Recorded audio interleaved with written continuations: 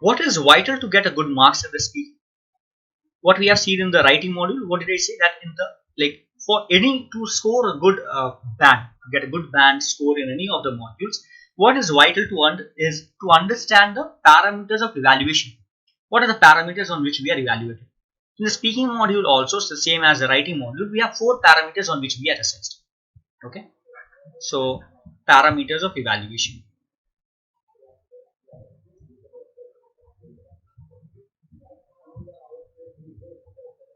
So we are going to see 4 parameters of evaluation now, which are fluency and coherence, lexical resource, pronunciation, and grammatical range and accuracy.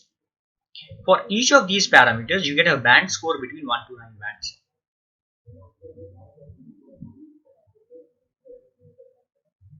Okay.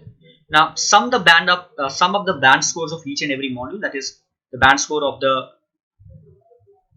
fluency and coherence plus lexical resource plus pronunciation plus GRA, and divide it by 4, which is nothing but the sum average of all the individual parameters. You get the band score for the speaking module. So can I say in other words that each of these parameters weigh 25%? Right? Can I say this?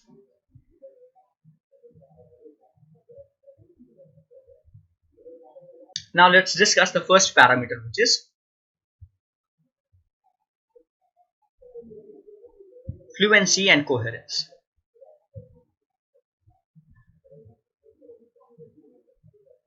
Now guys, what is fluency? In simple words, we can say that fluency is nothing but the flow of the answer. And coherence, as we have seen in the writing module, is the structure of the answers. How well do we structure the answers? Right? Now, how to maintain the flow in the writing? I mean, in the speaking. To maintain flow in the speaking, what we have seen in the writing module is that to maintain the flow in the writing, what do we have to maintain? What do we have to use? We have to use cohesive devices, right? Moreover, furthermore, in addition, besides, however, in spite of, despite. So we'll use all those words over here as well while we are speaking. So this will help us to maintain the flow in the speaking. Okay. Apart from that, there are other things which are, first thing,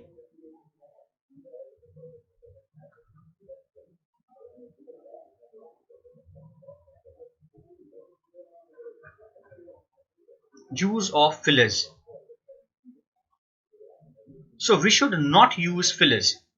What are fillers? Sounds such as these are known as fillers. So we should try to use as less fillers as possible. Fillers are known as barriers in effective communication.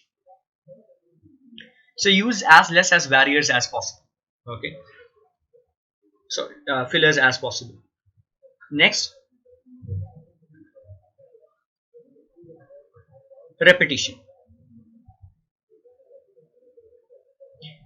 As Indians, we are fond of using 2 words very commonly.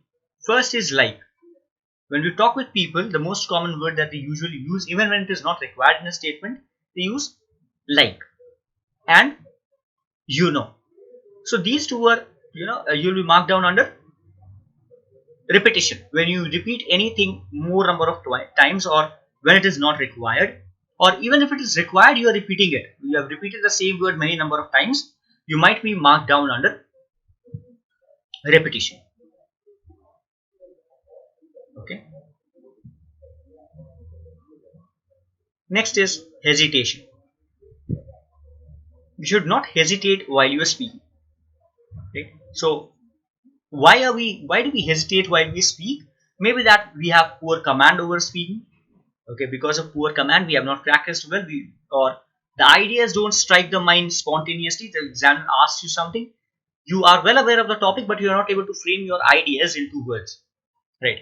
Now let's understand this thing in a bit more depth. Why do we use fillers, and why are fillers called fillers? Okay, this thing. So imagine that I asked you a question. Now think about your mind. How does your mind think, guys? In what language does the mind think if I ask you a question? You think in your mother tongue. But when I ask you, if I give you a question, which language does our mind generate idea? the mind generates idea in the mother tongue. In which language am I asking you to speak? I ask you to speak in the language of English. So what happens is that there is a time lag in the translation. While the mind needs some time to translate your ideas from one language to the other. Over here, it is that you can say idea of generation of,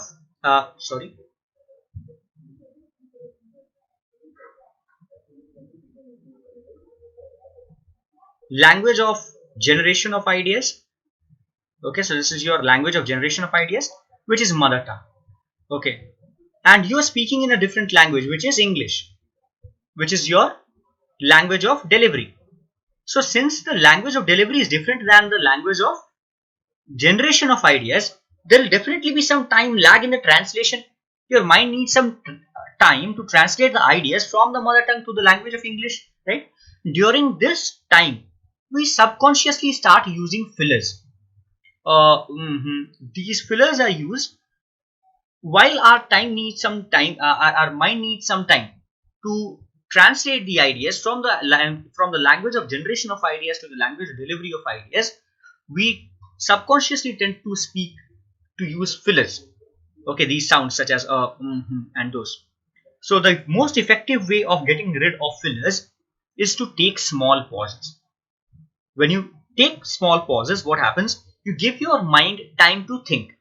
So the more relaxed you are on the exam day, the more you give your mind the time to think, the more spontaneous you can be, and you will never be in a lack of ideas. The words will readily strike your mind.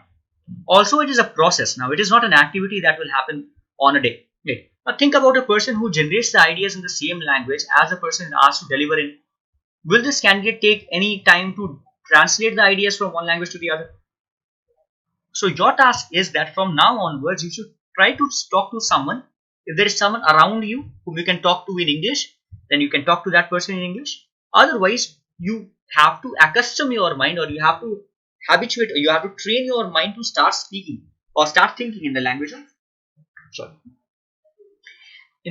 of English. Spend 15 minutes every day.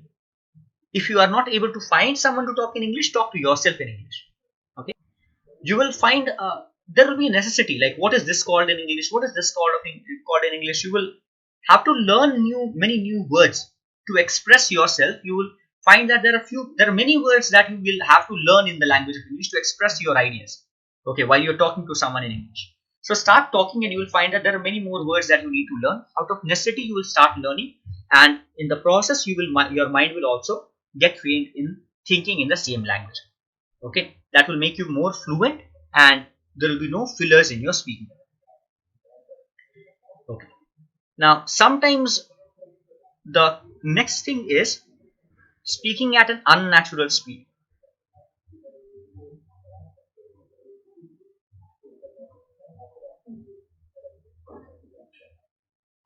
What is speaking at an unnatural speed? Sometimes candidates, out of nervousness, anxiety, whatever it is, they start speaking a bit fast or a bit slow. If the person has a good grip over the language, they start speaking a bit more fast, or if they don't have much grip over the language, if the commander is a bit poor, they start speaking a bit slow. Okay, and they start hesitating in between. So you have to speak at a natural. So your pace shouldn't be unnatural. Means throughout your test, the pace should be the same. If you start with a certain pace, maintain that pace throughout the test. So it's best to relax, to speak at a very normal pace. Speak as slowly as you can. Speak very slowly. Speaking slowly will give your mind a room to think. Okay, if you're speaking, see, sometimes we are in lack of ideas because the sync between the generation of ideas and the sync between the delivery of ideas is missing. Okay, you are speaking a bit fast, and your mind needs more time to process information or to generate ideas. Since you're speaking a bit fast, your mind is not getting time to generate ideas, and therefore you will not be fluent. You will stop somewhere. Your mind needs more time. So to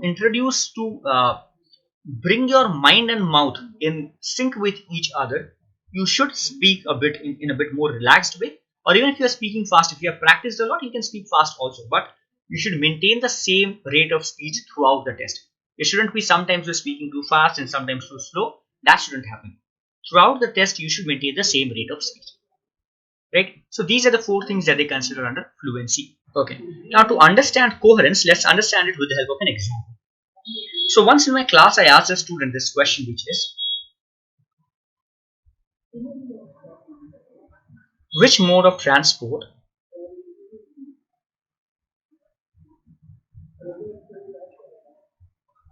do you prefer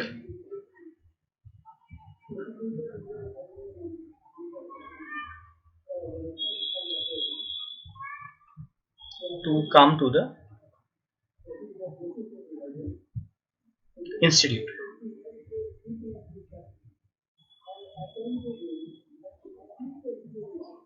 The answer of the student was something like this: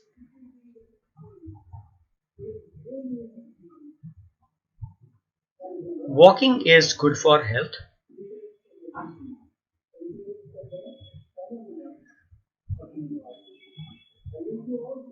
Everyone should walk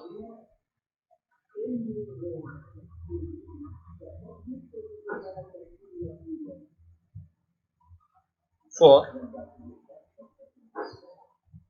at least a kilometer every day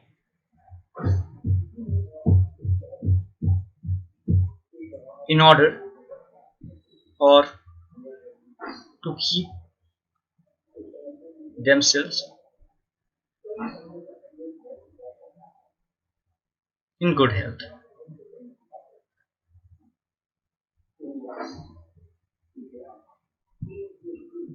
Since I stay nearby,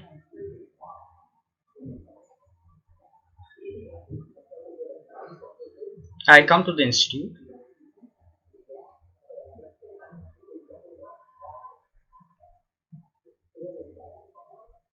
by walk. Now let me tell you, before you find out mistake in this answer is entirely correct in terms of the content, in terms of the idea, and in terms of the addressing the question. It is correct. But there is a problem with the structure of it. Can you tell me what it is? Now the problem is, this is an inverted answer. Okay, it's not a well organized answer. So this is an inverted answer. If you imagine a person standing like this, right? Let's say this is the hand and this is the leg of the person. So this answer is something of this. Like the person, imagine a person upside down. That's how this question is. Okay. So this question is an upside down question. I mean answer. This answer is an upside down answer. Imagine the head at the leg at the place of the leg and the leg at the place of the head. Right. So that's how this question is. This answer is. Sorry. When the question asks which mode of transport do you prefer to come to the institute, the first sentence should have been, since I stay nearby, I come to the institute by walk. After this, the candidate can add as many ideas as the candidate wants, because these are the supporting ideas. This statement is the supporting idea 1, and this statement is supporting idea 2.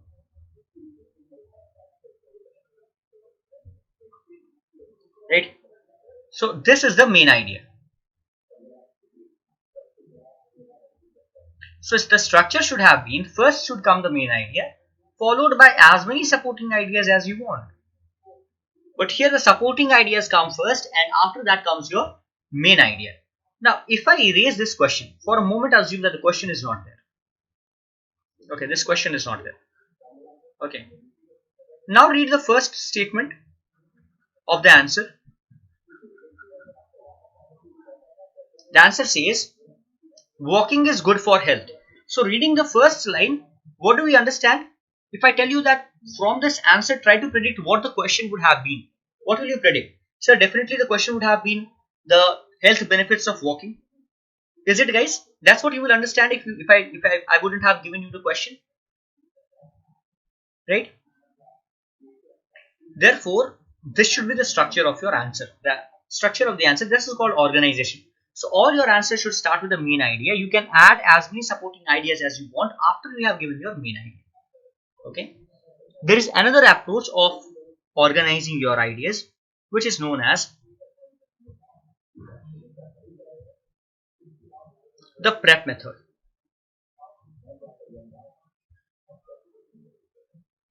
What is the prep method? Point, reason, example if applicable,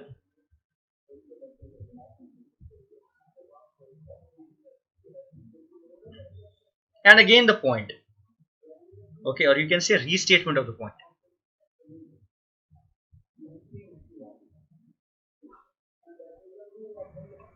Okay, so give your main idea. If I ask you the question, what kind of movies do you like to watch? So I like to watch comedy movies because it acts as a stress buster for me. For example, movies like Baby's Day Out is a kind of a movie that I love watching because it shows the uh, a kid who has an exemplary day outside outside when his parents are not at home, and the kind of things that the kid does and makes everyone astonished, keeps makes everyone astonished around him, is something to put your teeth into. Therefore I like watching such movies which are comedy oriented. Getting it? So I started with a point, gave the reason in the example, and then at the end I reaffirmed my point. I reinstated my point. Is this understood, guys? Are you all able to understand this? Yes. So give your reasons, say everything, and then restate your point again. What was your main idea? So this is another way of organizing your answers. Right.